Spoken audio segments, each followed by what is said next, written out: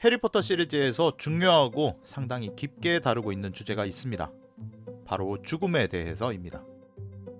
롤링 작가는 해리포터 시리즈를 집필하는 동안 병으로 인해 어머니를 잃는 슬픈 경험을 했었고, 그녀의 죽음에 대한 여러가지 생각들이 해리포터 시리즈 속에 반영되었을지도 모릅니다. 해리포터 시리즈에서 죽음은 마법사들의 동화책인 음유시인 비들의 이야기 속에서 마치 실존하는 존재인 것처럼 묘사되기도 합니다. 그리고 동화 속에서 죽음이 마법사 삼형제에게 준 것으로 알려진 세 가지의 보물, 딱총나무 지팡이, 부활의 돌, 그리고 투명망토는 죽음을 지배할 수 있는 죽음의 성물이라는 이름으로 마법사들 사이에서는 전설처럼 전해져 내려오기도 합니다. 대부분의 사람들에게는 죽음이 다가오는 것은 두려운 일이었습니다. 마법세계 역사상 가장 강력한 어둠의 마법사인 볼드모트에게까지도 말이죠. 볼드모트는 죽음을 극복하기 위해 여러가지 시도를 했습니다. 그중 가장 효과적이었던 방법이 자신의 영혼을 여러 개로 나누어 물체에 깃들게 하는 호크룩스였죠. 호크룩스를 통해 볼드모트가 불멸에 가까운 힘을 얻게 됨과 동시에 세상의 모습을 드러낸 어둠의 세력이 있습니다. 바로 죽음을 먹는 자들입니다. 그들은 왜 자신들을 죽음을 먹는 자들이라고 부르게 되었을까요? 그리고 어떤 과정을 통해 볼드모트를 따르게 되었을까요? 오늘은 죽음을 먹는 자들에 대한 이런저런 이야기들을 떠들어 보겠습니다.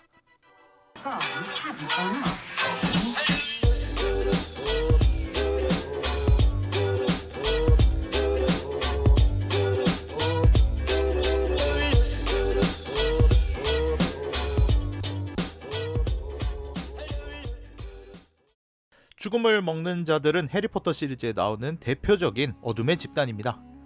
그러나 처음부터 볼드모트에게 이렇게 많은 숫자의 추종자들이 있었던 것은 아닙니다.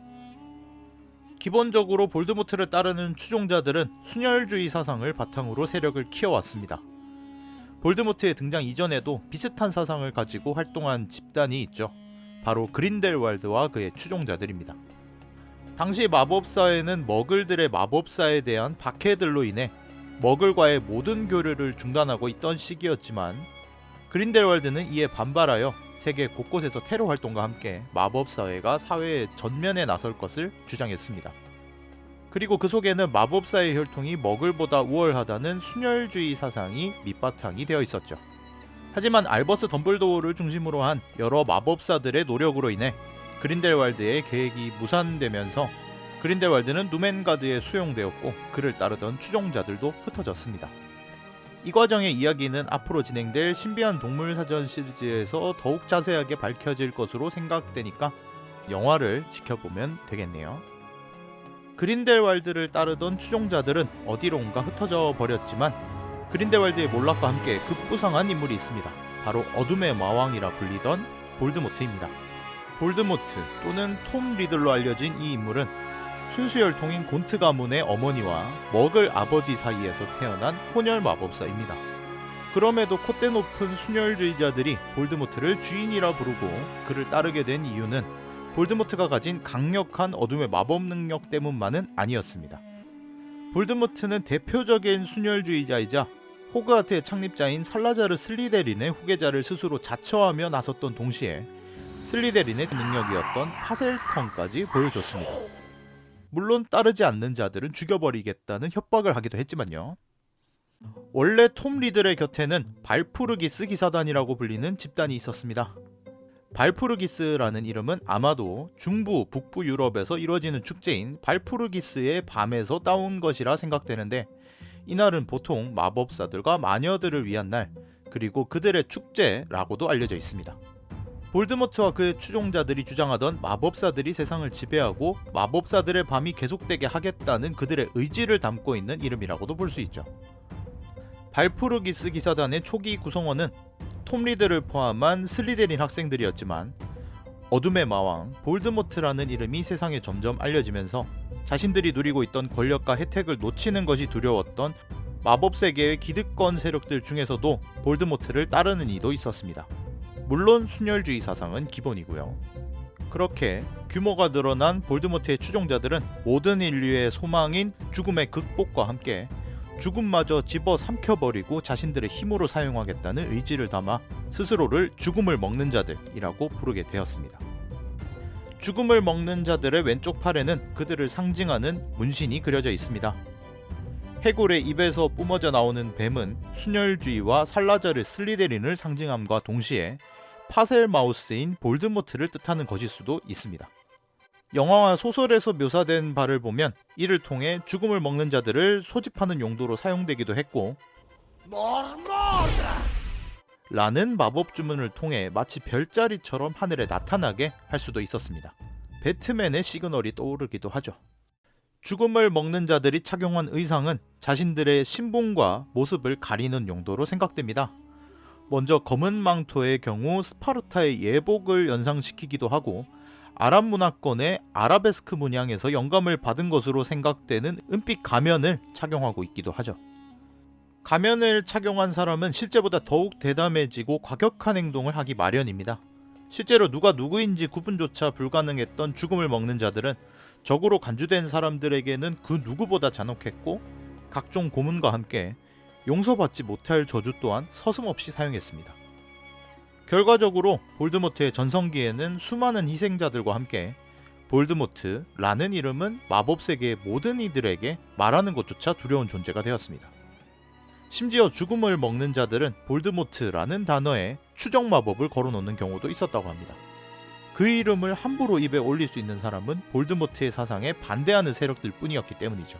많은 사람들은 죽음을 먹는 자들과 순혈주의자들이 행했던 인종차별이 머글 세계의 나치의 유대인 학살 그리고 백인 우월주의와 상당히 유사하다고 말합니다. 하지만 백인 우월주의가 근거 없이 생겨난 생각이듯이 순혈주의 또한 명확한 근거가 없습니다. 혈통에 따른 마법 능력의 차이는 전혀 존재하지 않고 순수 혈통을 주장하는 대부분의 가문에는 이미 머글을 포함한 마법사 외의 다른 피가 흐르고 있었기 때문입니다. 대부분의 죽음을 먹는 자들은 볼드모트에게 절대적으로 충성하는 것처럼 보였지만 몇몇은 볼드모트를 통해 이상적인 순혈주의를 실현시키려는 생각만을 가진 이도 있었고, 두려움과 공포심으로 인해 어쩔 수 없이 볼드모트를 따르는 사람도 있었습니다. 실제로 1차 마법전쟁 당시 볼드모트가 행방불명되자 죽음을 먹는 자로 지목된 인물 중 많은 이가 자신은 단지 임페리우스 마법을 통해 조종당한 것이라 주장하기도 했기 때문이죠. 이후에 볼드모트의 부활을 알리는 문양이 하늘에 떠올랐을 때 이를 가장 무서워했던 이들은 죽음을 먹는 자들 본인들이었을지도 모르죠. 실제로 볼드모트의 부활 후 죽음을 먹는 자들의 이름을 알려주고 가명을 받았던 덤스트랭의 교장 이고르 카르카로프는 볼드모트가 돌아왔다는 소식을 듣자마자 잠적해버린 후 도망을 다니기도 했지만 어디선가 죽임을 당했고, 볼드모트를 찾지 않았던 추종자들은 볼드모트에 의해 약간의 고문을 당하기도 했습니다. 그리고 이후에는 가면을 쓰고 다니는 죽음을 먹는 자들은 볼 수 없었습니다. 더 이상 정체를 숨길 필요가 없었기 때문이죠. 심지어 죽음을 먹는 자들은 루퍼스 스크림저 장관을 살해한 후 임페리우스 저주를 통해 파이어스 시크니스를 장관에 임명하고 영국의 마법부를 대놓고 장악하기도 했습니다. 더 이상 볼드모트와 그의 추종자들이 무서울 건 하나도 없게 되었죠. 하지만 호그와트의 학생들과 불사조 기사단에 의해 볼드모트에 대항하려는 움직임이 생겼고, 볼드모트는 막강한 힘을 자랑이라도 하려는 듯이 엄청난 대군을 이끌고 호그와트를 침공하게 됩니다. 여기에는 기존의 볼드모트를 따르던 마법사들 뿐만 아니라 인간 사냥꾼, 트롤, 늑대인간, 디멘터 등 어둠의 생물과 종족들 또한 포함되어 있었습니다. 그러나 불사조 기사단을 주축으로 한 호그와트의 교수진과 학생들, 그리고 집요정들 등 수많은 이들의 희생과 치열한 사투 끝에 마침내 볼드모트와 어둠의 세력을 물리치고 해방의 시대를 맞이하게 되었죠. 죽음은 과연 어떤 맛일까요? 죄송합니다. 삶의 마지막에서는 행복했던 순간의 달콤함이 느껴질까요? 후회의 쓴맛만이 느껴질까요? 일반적인 시각으로 봤을 때 죽음은 공포와 두려움의 대상입니다. 삶에 대한 집착이 많은 사람일수록 죽음을 더욱 두려워하고 피하려고 노력하죠. 하지만 죽음은 속도의 차이만 있을 뿐 결국에는 찾아오기 마련입니다. 불사에 가까운 능력을 가지고 온 세상을 공포에 떨게 했던 볼드모트 또한 마지막에는 죽음을 피할 수가 없었죠.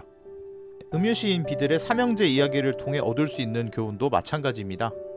죽음은 강력한 힘을 통해서 정복할 수 있는 것도 아니고 사랑과 마법의 능력으로 극복해낼 수 있는 것도 아니며 도망칠 필요도 없다는 것입니다. 우리는 죽음을 두려워하지 않는 사람을 해탈의 경지에 도달했다고 말합니다.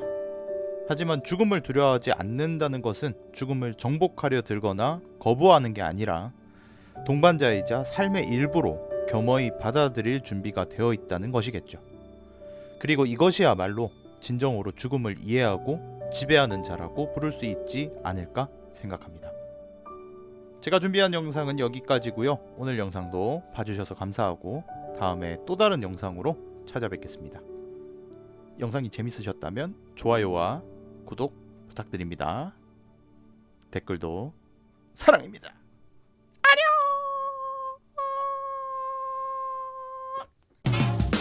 Please don't talk about me when I'm gone. Oh, honey, though our friendship ceases from now on. If you can't say anything real nice, it's better not to talk at all.